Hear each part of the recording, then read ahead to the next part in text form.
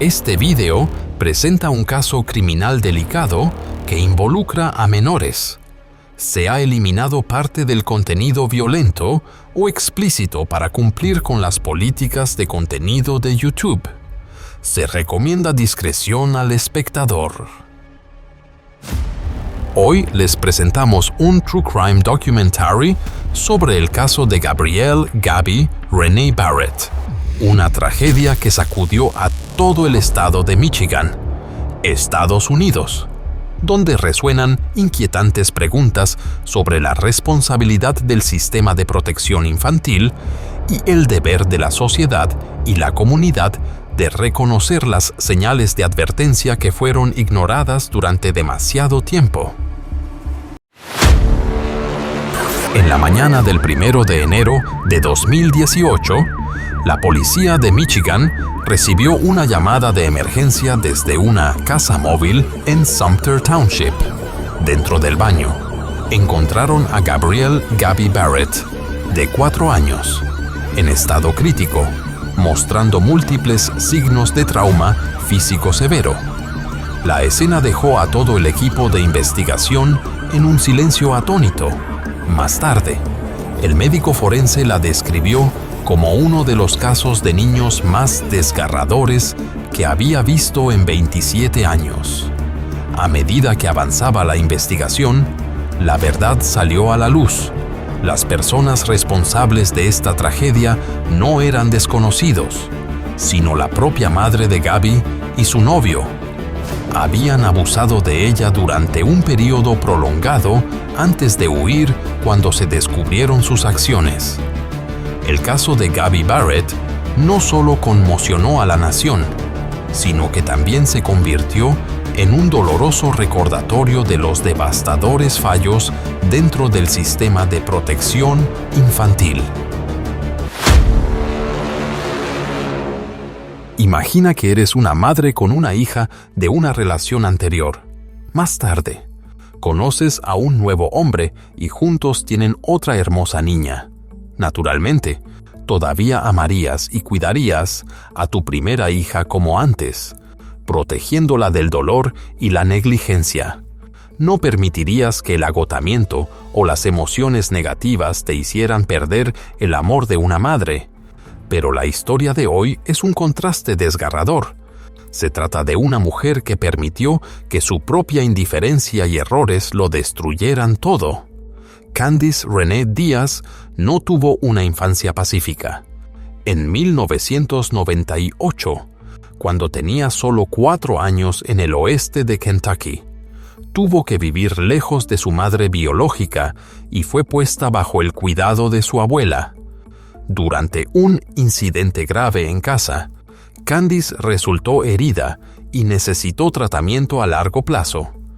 Las autoridades intervinieron más tarde y responsabilizaron a los involucrados por no garantizar su seguridad. Luego, Candice fue trasladada a vivir con otra pariente, Cynthia Díaz, quien le brindó cierta estabilidad y cuidado adecuado. Para junio del 2000, el tribunal otorgó oficialmente la custodia de Candice a Cynthia.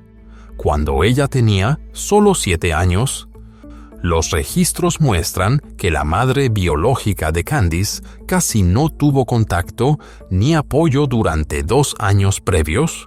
A partir de entonces, Candice creció bajo el cuidado de su nueva tutora, tratando de reconstruir su vida después de las dificultades de sus primeros años. Entonces, ¿qué pasa con el padre biológico de Candice? Timothy Mullins.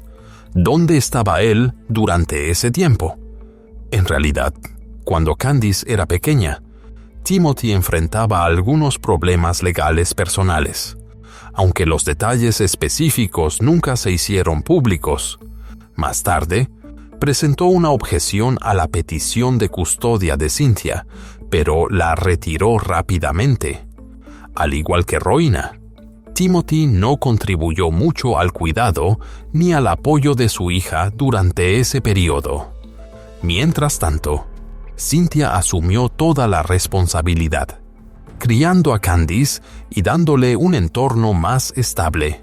Sin embargo, la falta de conexión familiar durante sus primeros años dejó una profunda huella en el corazón de Candice. Ese vacío la hizo vulnerable y la llevó a tomar malas decisiones más adelante en la vida. Después de que las cosas se calmaron, Cynthia y Candice dejaron Kentucky para comenzar una nueva vida en Michigan. Algunos informes afirmaron más tarde que Candice volvió a vivir con su madre biológica, pero eso no era cierto. De hecho, continuó viviendo con Cynthia, la mujer que la había criado y cuidado desde la infancia, ya de adulta. Candice comenzó una relación con Kyle Barrett. Los dos vivían en la casa de Cynthia y el 3 de julio de 2013 dieron la bienvenida a su primera hija, Gabrielle Renee Barrett. Para la familia y los amigos, era cariñosamente conocida como Gaby. Desafortunadamente, como muchas parejas jóvenes, la relación entre Candice y Kyle terminó no mucho después de que tuvieron a su bebé. Para el año 2014, cuando la pequeña Gaby tenía solo unos pocos meses, Kyle ya no vivía con Candice y su hija, dejándola a ella asumir sola el papel principal de cuidadora. Poco después, a comienzos del 2015, cuando Gaby tenía alrededor de 18 meses, Candice conoció y comenzó una relación con un hombre llamado Brad Edward Fields, quien era 4 años mayor que ella. A partir de ese momento, Candice pasó menos tiempo en la casa de Cynthia y comenzó a construir una vida propia con Brad. La pareja se mudó varias veces antes de establecerse en una comunidad de casas móviles en Sumter Township, condado de Wayne, Michigan, un área pequeña ubicada a unas 20 millas al sureste de Ann Arbor y casi 37 millas al suroeste de Detroit. Fue allí donde sus vidas comenzaron a tomar un giro turbulento. En las primeras etapas, Gaby todavía era cuidada principalmente por Cynthia, ya que Candice a menudo estaba ocupada con el trabajo y cambios personales.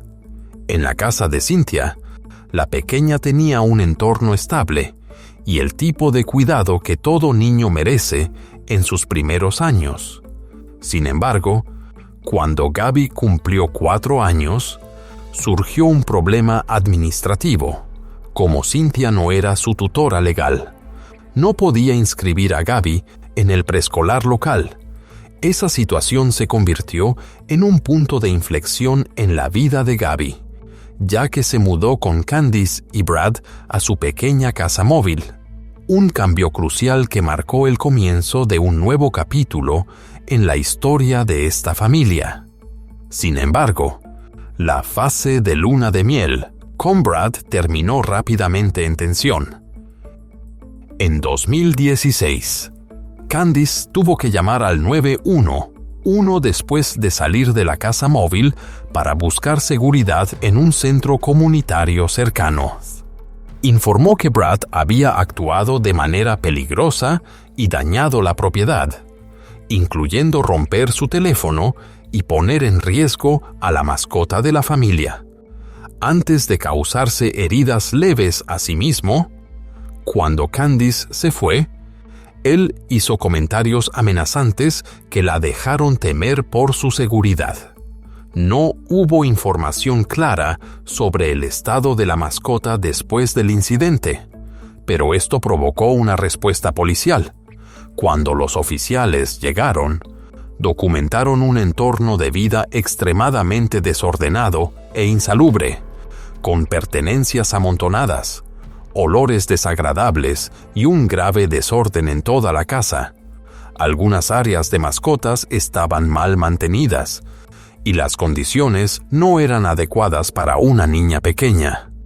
Todo esto reflejaba la creciente tensión e inestabilidad en las vidas de Candice y Brad, generando preocupaciones sobre el entorno en el que se criaba a Gaby. Durante una búsqueda en la casa móvil, La policía encontró varios objetos que llamaron especialmente la atención, incluidos dispositivos electrónicos capaces de causar irritación, medicamentos con receta y herramientas sospechosas de estar vinculadas a actividades prohibidas. También descubrieron objetos punzantes y herramientas mecánicas cuidadosamente guardadas, junto con varios artículos metálicos posiblemente clasificados como equipo de defensa personal.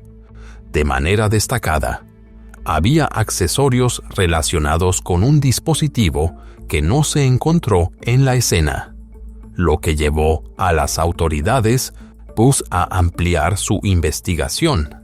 Todos estos objetos estaban ocultos en huecos del suelo y en partes pasadas por alto de la casa, mostrando un esfuerzo deliberado por ocultarlos. Inicialmente, Brad fue detenido para investigación relacionada con el peligro doméstico. Sin embargo, solo 3 días después, Candice contactó a la policía y pidió revisar su declaración inicial. Explicó que Brad estaba luchando con problemas de salud mental y había interrumpido su tratamiento regular, lo cual podría haber influido en su comportamiento. Además, Candice aceptó responsabilidad parcial por poseer algunos de los objetos incautados, lo que inadvertidamente la puso en problemas legales. Como resultado, Candice fue detenida para una investigación más profunda, mientras las autoridades continuaban revisando todo el incidente desde un punto de vista legal. Pero las malas decisiones de Candice continuaron. Durante una revisión administrativa en el centro de detención, la policía descubrió que ella tenía en su posesión varios documentos médicos incompletos, lo que provocó una investigación más amplia sobre el uso y manejo indebido de registros oficiales. Con base en las pruebas recopiladas, Candice fue acusada de violaciones en la gestión de documentos y de posesión de artículos restringidos, lo que resultó en una sentencia de 2 años de libertad condicional. Lo notable es que, aunque Candice había retirado su declaración original sobre la disputa doméstica con Brad, varios aspectos legales permanecieron sin resolverse. Algunas fuentes indicaron que Brad podría haber enfrentado violaciones administrativas adicionales, como alteración del orden público o el uso de un dispositivo generador de ruido en un área residencial. Según la ordenanza del municipio de Van Buren, en el condado de Wayne, Michigan, crear ruidos fuertes o efectos similares en un vecindario residencial sin autorización se considera una violación de las regulaciones locales de seguridad. Esta regla sugiere que las acciones de Brad probablemente infringieron las leyes de orden público y deberían haber sido abordadas con mayor profundidad. A pesar de todos estos detalles, los fiscales finalmente optaron por no presentar cargos formales adicionales. Con todos estos detalles, los fiscales podrían haber continuado ampliando la investigación y revisado la responsabilidad de Brad en varios otros asuntos legales. Sin embargo, las cosas se desarrollaron de manera diferente, por razones desconocidas. Él no fue considerado responsable por el uso de un dispositivo generador de ruido en un área residencial, un acto que había alarmado a los vecinos. Además, Brad enfrentó acusaciones de cuidado inadecuado de mascotas después de que las autoridades notaran señales que sugerían que los animales vivían en condiciones insalubres e inseguras. Sin embargo, nunca se anunciaron cargos formales con respecto a estos asuntos, y no hubo información confirmada sobre el estado de las mascotas después. La preocupante realidad era que el hogar donde vivían los niños se encontraba, según los informes, en malas condiciones sanitarias y de seguridad. Pero durante mucho tiempo pareció no haber una intervención efectiva para proteger tanto a los niños como a los animales. Esto hizo que el panorama general del hogar de Candice y Brad fuera más alarmante que nunca. También es importante señalar que, en ese momento, la casa no solo era compartida por Gabby, había otra niña, Zoe, la hija biológica de Candice y Brad. Según varios relatos, Zoe a menudo recibía atención y cuidado adecuados, pero no se podía decir lo mismo de Gabby. Esa diferencia se convirtió en una señal temprana de inestabilidad dentro del hogar, especialmente porque las personas a su alrededor recordaban que Candice a menudo parecía irritada con Gabby cada vez que la pequeña cometía pequeños errores en su rutina diaria. Anteriormente, bajo la guía paciente de Cynthia, Gabby había comenzado a aprender a ser independiente en su rutina personal desde los 18 meses de edad y ya no necesitaba pañales. Ocasionalmente, todavía tenía pequeños accidentes, algo completamente normal para una niña de su edad. Sin embargo, en lugar de recibir comprensión y apoyo como otros niños, Gabby parecía enfrentar reacciones negativas e impaciencia por parte de los adultos en su hogar. Lo notable es que estos incidentes solo ocurrían en casa, mientras que en el preescolar, los maestros confirmaron que Gabby era completamente independiente y no tenía tales problemas. Como en muchos preescolares, su aula tenía su propio baño diseñado para un acceso fácil, lo que le permitía cuidarse sin dificultad. El marcado contraste entre la estabilidad en la escuela y lo que sucedía en casa más tarde generó serias preguntas para los investigadores.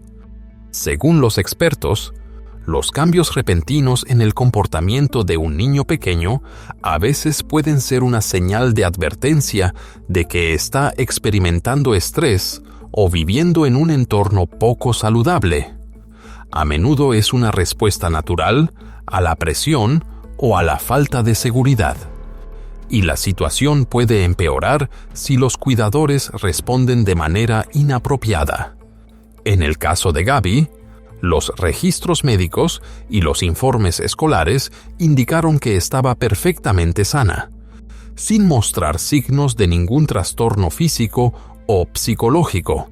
Por esta razón, los investigadores comenzaron a centrarse en las condiciones de su entorno doméstico. Los hallazgos revelaron más tarde que Gabby no había recibido el cuidado y la seguridad que una niña de 4 años debería tener. La evidencia mostró que había sido sometida a un trato punitivo severo, incluyendo ser obligada a realizar acciones más allá de sus capacidades y soportar medidas disciplinarias inapropiadas. Algunos informes también sugirieron el uso de medicación sin orientación médica adecuada, lo que condujo a efectos negativos en su salud. Estos detalles hicieron que el caso fuera particularmente grave y plantearon grandes preocupaciones sobre la supervisión y la protección de los niños en hogares de alto riesgo. Según los registros de la investigación, Brad admitió haber dañado físicamente a Gabby, y ambos adultos del hogar fueron acusados de usar métodos disciplinarios inapropiados, degradantes y muy por encima de los límites aceptables. Estas acciones, concluyeron los investigadores, habían afectado gravemente el bienestar físico y emocional de Gabby. Además, Brad y Candice habían almacenado e intercambiado en las redes sociales varios videos que mostraban cómo trataban a Gabby. Y esas grabaciones se convirtieron más tarde en pruebas clave en la investigación. En un caso documentado, Brad envió a Candice un video que mostraba un acto punitivo que humillaba a la niña. mientras Candice no mostró ninguna respuesta protectora hacia su hija, solo indiferencia. Pocos días después, en la víspera de Año Nuevo de 2017, la pareja apareció en las redes sociales sonriendo, sosteniendo a la bebé Zoe en sus brazos y deseando a los amigos un feliz Año Nuevo. Pero en esa imagen aparentemente alegre, el pequeño rostro de Gaby estaba completamente ausente, algo que muchos consideraron desgarrador más tarde. El primer día de 2018, en lugar de marcar un nuevo comienzo, se convirtió en el momento más trágico en la corta vida de Gaby Barrett. Según los archivos del caso, ocurrió un grave incidente en el baño de la casa de Candice y Brad, que dejó a Gaby con graves lesiones físicas. Cuando la situación se volvió crítica, en lugar de llamar inmediatamente a los servicios de emergencia, Candice eligió contactar primero a su madre adoptiva, Cynthia. A Cynthia le tomó más de 30 minutos conducir hasta la casa móvil, donde intentó realizar primeros auxilios a su nieta antes de que finalmente se hiciera una llamada al 911 alrededor de las 10:41 de la mañana. Las autoridades concluyeron más tarde que la demora en buscar asistencia médica redujo de manera crítica las posibilidades de supervivencia de Gaby. My daughter Candice. When she called you, can you describe her demeanor? The only thing I can tell you is she was crying and she said Gabby wasn't responding, and all I know is I said I'm on my way. Okay. Took me 30 minutes. I was in Westland. Did you walk into the trailer? No. What happened? Candice met me at the door and opened it, and then we went back to the bathroom. And when you went back to the bathroom, what did you observe? My granddaughter on the floor. Did you observe any other adults? Yes, Brad was in there giving her CPR. Did you see her coloring? The coloring looked normal to me. Dead. The color of her what? Skin? Yes, ma'am. How long did the compressions from Brad go on in the bathroom? Until I took over. How long before you took over? Probably 2-3 minutes. Did you instruct anybody to make any other phone calls? Yes, I told Candice to call 911. At any of the point that you were doing CPR, did your granddaughter respond? No. Did her color still look just right to you? It looked the same as when I came in. Which is what? Normal to me. So you remained in the bathroom, is that right, for a while? I remained in the bathroom till the police took over the CPR. Did you notice any water in that bathroom at all? No. No, you did not notice? No, there was no water in the bathroom. There was no water in the bathroom there at all. Is that correct? Not on the floor, not in the tub, no ma'am. And was Gabby wet enough? No. Was your daughter wet enough? No. Was Brad wet enough? To my knowledge, no. Did you see anything wrong with her skin or physically wrong with her in the bathroom? All I saw was red marks behind her calf on each leg and on her backside where her butt is. And when did you notice that? When I took over a CPR. Was she laying on her stomach or her back? She was on her back. How did you see red marks on her behind and so on? That there was red marks that came to the front towards the front of her stomach. Were you able to tell what those red marks looked like? The only thing I can tell you is on the legs, it was like there was a little bit of the skin, like when you get a blister. And on the back it was a little redder, but other than that, that's all I can tell you. And what were you told regarding Gabby? That she had passed away. En su declaración, Candice intentó justificar el incidente como un accidente que ocurrió mientras Gaby se bañaba sola. Afirmó que el día anterior, Gaby había abierto el agua caliente por sí misma y sufrió quemaduras leves. pero que al día siguiente insistió en tomar otro baño, y Candice accedió. Dijo que llenó la mitad de la bañera con agua tibia, colocó a su hija dentro y luego se fue a preparar el desayuno en la cocina. Por supuesto, esta era solo la versión de Candice de los hechos, la cual los investigadores determinaron más tarde que contenía múltiples contradicciones y era difícil de aceptar. Candice continuó diciendo que a Gabby le encantaba la hora del baño y que a menudo se quedaba más tiempo jugando. Pero lo que las autoridades encontraron en la escena no coincidía con su relato. Según el informe de la investigación, no había evidencia que indicara que la escena se correspondiera con el escenario descrito por Candice. Los investigadores notaron rápidamente varias irregularidades. En particular, la falta de señales de primeros auxilios inmediatos o de pruebas que demostraran que el incidente se había desarrollado tal como ella afirmó. Estas inconsistencias llevaron a las autoridades a cuestionar seriamente la veracidad de toda la declaración de Candice. Cuando los oficiales examinaron la escena, documentaron varios detalles que no coincidían con su versión.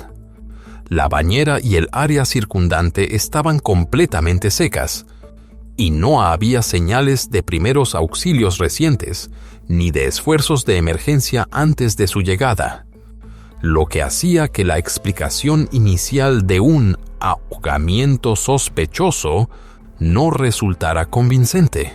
Además, la evidencia física en la escena y los exámenes médicos posteriores revelaron importantes inconsistencias con la versión de Candice sobre un accidente con agua caliente. Según los hallazgos médicos, Gabby presentaba lesiones graves que no eran compatibles con quemaduras por escaldadura ni con ahogamiento, y no existía evidencia que respaldara la afirmación de una inmersión accidental. Estos descubrimientos arrojaron serias dudas sobre el testimonio de Candice y reforzaron la teoría de que el incidente pudo no haber ocurrido como ella lo describió. Además, los médicos forenses observaron varios detalles en el cuerpo de Gabby que no coincidían con la declaración de Candice, detalles que normalmente se utilizan para determinar la duración de la exposición al agua.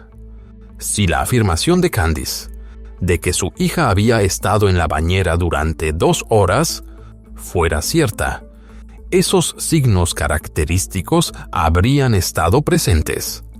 Candice decidió ir en la ambulancia con los paramédicos, dejando a Brad en casa con Zoe. Durante ese tiempo, mientras la policía aún se encontraba en la escena, la pareja intercambió mensajes de texto que, en efecto, los incriminaban. Candice le envió un mensaje a Brad diciendo que probablemente iría a la cárcel y lo instó a encargarse de todo de inmediato. En mensajes posteriores, sugirió que si Gabby sobrevivía, la niña podría ser retirada de su cuidado porque revelaría cómo había sido tratada. Luego dijo que ya había terminado y expresó intenciones de hacerse daño. Brad respondió que la policía intentaba registrarlo a él y a Zoe y que se negaba a permitir una búsqueda en la casa móvil, advirtiendo que podría terminar en la cárcel. Sin embargo, la policía ya había obtenido una orden de registro válida, por lo que no necesitaban el consentimiento de Brad para recopilar pruebas en la escena. Después de confiscar los teléfonos de Candice y Brad, los investigadores descubrieron rápidamente múltiples mensajes y videos incriminatorios, que abarcaban no solo el día del incidente, sino también fechas anteriores. Cada intercambio revelaba el alcance de su negligencia y crueldad hacia una niña inocente. Cuando las autoridades registraron la casa móvil, encontraron varias pruebas físicas inquietantes, rastros en el área del baño y múltiples objetos en la lavandería que parecían haber sido utilizados para ocultar o limpiar después del incidente. El análisis de ADN confirmó que las muestras recogidas estaban directamente relacionadas con Gabby y Brad, lo que indicaba un intento de borrar evidencia después del grave suceso. Cuando la policía examinó el dormitorio, descubrieron que el área que se creía era el espacio donde dormía Gabby estaba mal organizada, sin manta ni almohada y colocada directamente contra la pared, lo que sugería que no tenía un espacio personal adecuado propio. Los investigadores también descubrieron signos de que se almacenaban sustancias controladas en la casa, lo que demostraba además que el entorno representaba graves riesgos para una niña. Gabrielle Renee Gabby Díaz fue llevada al Hospital St. Joseph Mercy en Ann Arbor, Michigan, donde los médicos hicieron todo lo posible, pero no pudieron salvarla. Según el informe forense, la causa de la muerte se determinó como complicaciones derivadas de lesiones graves prolongadas relacionadas con el maltrato y la negligencia, y la manera de muerte se clasificó como acción violenta intencional. Sin embargo, eso solo era la superficie de la tragedia. Con tan solo 4 años, Gabby mostraba numerosos signos de sufrimiento físico y emocional a largo plazo. El informe de la investigación médica reveló múltiples lesiones graves en su cuerpo que no podrían haber sido autoinfligidas, contradiciendo directamente las declaraciones de su tutora. Además, los resultados toxicológicos encontraron sustancias en su sistema que no eran apropiadas para su edad, lo que subrayaba aún más la gravedad del caso. Estos hallazgos demostraron que Gabby había soportado un dolor y una privación significativos en sus últimos meses, un recordatorio desgarrador de las consecuencias cuando el sistema de protección infantil no logra detectar e intervenir a tiempo.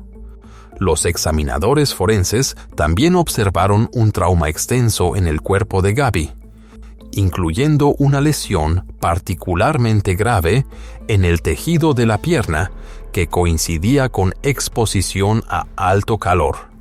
Su cuerpo mostraba signos de debilidad física, con mala salud dental y desnutrición. Había múltiples marcas en diferentes etapas de curación, lo que indicaba que había sido sometida a un trato severo durante un periodo prolongado. Según el patólogo forense, Gabby experimentó un dolor y agotamiento extremos antes de fallecer, y no había evidencia de que el ahogamiento hubiera desempeñado algún papel en su muerte. Estos hallazgos refutaron completamente las afirmaciones de Candice y confirmaron que el caso involucraba daño intencional. Solo unos pocos días después, se emitieron órdenes de arresto contra Candice Díaz y Brad Fields, marcando un punto de inflexión importante en la investigación. Inmediatamente después de que se emitieron las órdenes de arresto, Candice Díaz y Brad Fields abandonaron su residencia. La policía emitió un aviso urgente de búsqueda.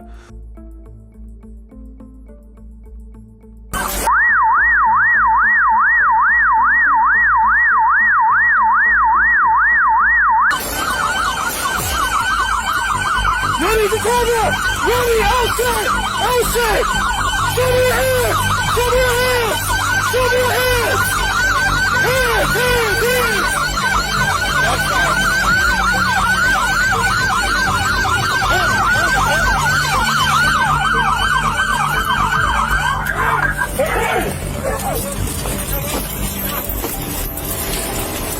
Hands up! Hands up!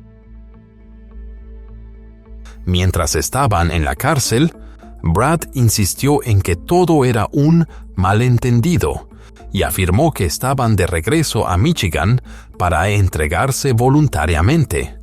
Durante los procedimientos judiciales posteriores, tanto Candice como Brad mencionaron condiciones de salud mental no tratadas. Candice, de 24 años en ese momento, declaró que le habían diagnosticado ciertos trastornos emocionales y psicológicos, y mencionó su infancia difícil, la falta de atención parental y las influencias familiares negativas como factores que contribuyeron a su comportamiento. Brad, de 28 años, presentó diagnósticos similares, incluidos trastornos del estado de ánimo y de ansiedad, argumentando que la ausencia de un tratamiento adecuado había provocado que su condición se saliera de control. Ambos parecían utilizar sus dificultades de salud mental como factores atenuantes en su defensa. Cuando la madre adoptiva de Candice, Cynthia, subió al estrado, pareció inclinada a proteger a su hija. Sus declaraciones sobre la condición de Gabby antes de su fallecimiento no coincidían con la evidencia investigativa, y muchas de sus afirmaciones se consideraron inconsistentes y parecían minimizar la gravedad del caso. When did you see her? The week of Thanksgiving, I had her the whole week. And what was her condition at that point? Fine. Did you notice anything about her weight?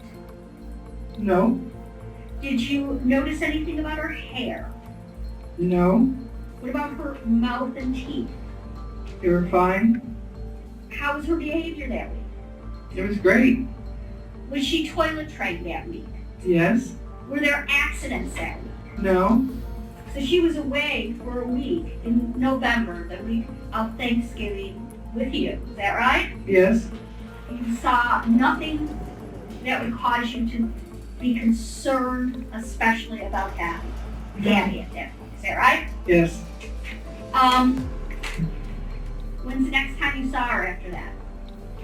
Christmas Day. And what did you notice about her that day? That she was happy because I was there so we could open up presents. Well, did you see anything physical about her? No. No problems. Even that. Is that your testimony? Yes, ma'am. What about her hair? It was fine. Did you notice anything in it? No, I know she had lice, but you can't see lice from where I'm sitting to where you are. And was she just her same happy self? Yes, she was. Brad Edward Fields enfrentó los cargos criminales más graves: homicidio en primer grado, homicidio en segundo grado, delito grave en primer grado y abuso agravado. Su abogado defensor argumentó que él no había causado directamente las lesiones de Gabby. Sin embargo, el flujo continuo de mensajes de texto entre Brad y Candice, presentados en el tribunal, expuso la verdad. El 9 de octubre de 2018, el jurado declaró a Brad culpable de todos los cargos. Fue sentenciado a cadena perpetua sin posibilidad de libertad condicional. Candice Renee Díaz también fue acusada de los mismos delitos que Brad, pero el 5 de diciembre de 2018 aceptó un acuerdo de culpabilidad que redujo sus cargos a homicidio en segundo grado y delito grave en primer grado. Todos los demás cargos en su contra fueron desestimados, y finalmente fue sentenciada a entre 30 y 60 años de prisión. Muchos todavía debaten si Candice merecía una sentencia más leve que Brad, o si el acuerdo judicial nunca debió haberse ofrecido en primer lugar. Durante la sentencia, la jueza Vonda Evans habló con firmeza. Enfatizó que cuando una mujer da a luz, su cuerpo camina por la línea entre la vida y la muerte para traer un nuevo ser al mundo.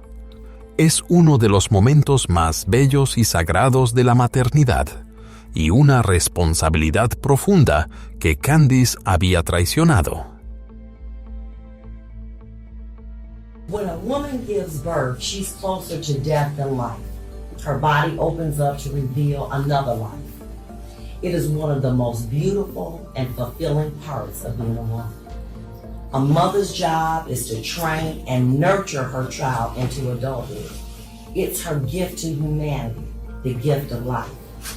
But you killed your daughter for the love of a bum named Brad, an unemployed, drug-taking, manipulative loser. Your beautiful daughter, Gabby, was a sacrifice you gave that bum Brad to fulfill his sick and demonic sense of love and control. You allowed him to put your child in a garbage can when she wet herself, to give her drugs. Your response was, Brad beat her ass.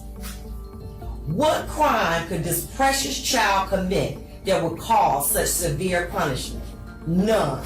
After he showed you a video of him torturing your child in a garbage bag, your response was, do you want some McDonald's? You were never a mother to your child. You were a female breeder who neglected your child for the love of a bum named Brad. Never in my 21 years on the bench have I seen a child sustain the injuries inflicted upon her. Dental decay, burn injuries on her behind, vomit in her lungs, immersion burns, resulting in her being placed in scalding hot water, and traumatic alopecia. Her hair was pulled out from her scalp while she was alive. The ultimate cause of death was septic shock. Her little body couldn't take it anymore abuse. El servicio conmemorativo de Gabby se llevó a cabo en la funeraria Ute en Westland, Michigan. Una ceremonia privada tuvo lugar al día siguiente, antes de que la familia completara los arreglos finales. Hasta el día de hoy, sigue sin estar claro si Gabby fue sepultada en un lugar público donde la gente pueda visitarla para rendirle homenaje. Después de su desgarradora partida, su hermana menor Zoe fue puesta bajo la tutela del Estado por las autoridades de Michigan, y su ubicación se ha mantenido confidencial por razones de seguridad. Para muchos, eso se convirtió en el último destello de esperanza, que al menos una niña de esta familia tendría la oportunidad de crecer rodeada de verdadero amor y protección. Solo se puede esperar que Zoe, la niña sobreviviente, viva con seguridad, cuidado y afecto, algo que su hermana nunca tuvo. El padre biológico de Gabby, Kyle Barrett, de 26 años en ese momento, no tenía idea de lo que su hija estaba soportando en la casa rodante donde vivían Candice y Brad. La última vez que Kyle vio a Gabby fue justo antes de entregarse por una orden de arresto pendiente en septiembre. Fue liberado el 3 de enero, solo 2 días después de perder a su hija.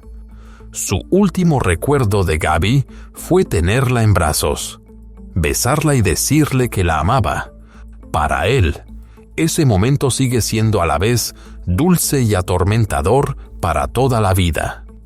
El abuelo de Gabby, Jerry Barrett, recordó a su nieta como alegre, inocente y profundamente aficionada a la película Frozen. Para él, Gabby siempre sería un pequeño ángel. La última vez que la vio fue solo 1 o 2 semanas antes de Halloween, un recuerdo que ahora se ha vuelto invaluable. Jerry recordó que no tenía idea de dónde vivía realmente su nieta, ni de las difíciles condiciones dentro de aquella casa rodante hasta que escuchó la devastadora noticia. La primera vez que visitó ese lugar fue para encender una vela en su memoria. No teníamos idea. Si lo hubiéramos sabido, la habríamos sacado de allí de inmediato, dijo con la voz llena de arrepentimiento. Yo habría ido allí enseguida, sin pensarlo 2 veces. La historia de Gabby Barrett no es solo una historia de crimen real, sino un documental de crimen real que refleja una tragedia desgarradora en un caso clásico de crimen verdadero. Este documental de crimen real captura un caso trágico en el que una víctima infantil fue abandonada por aquellos que se suponía debían amarla y protegerla. Gaby se encuentra en el centro de un caso trágico infantil.